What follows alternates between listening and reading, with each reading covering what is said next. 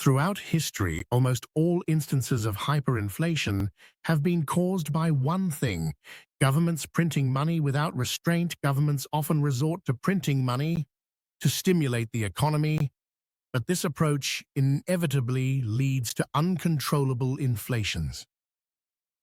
Why do governments keep printing money despite knowing the risks, and why do some countries experience inflation so high it seems impossible to comprehend? The answer lies in a vicious cycle that governments struggle to break, leading to catastrophic consequences. Typically, government is turned to massive money printing due to war or political crises.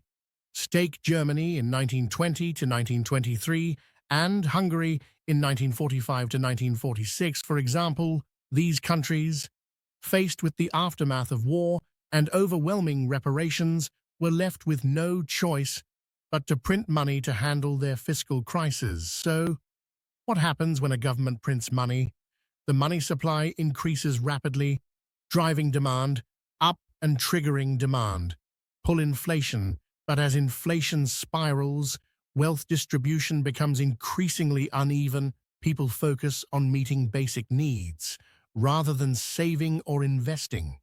When inflation hits 40% to 50%, even if the government stops printing money, it's too late to reverse the damage. Productivity declines, people reduce work hours, goods become scarce, and cost push inflation sets in. This cycle continues to escalate, eventually reaching astronomical levels. For example, Hungary's inflation rate in 1946 reached a mind-blowing 7.5. 10 70. Hyperinflation isn't just a matter of skyrocketing numbers, it's a deeply destructive social and economic crisis. It erodes the value of money and traps societies in an endless loop of economic chaos, leading to severe social unrest and poverty.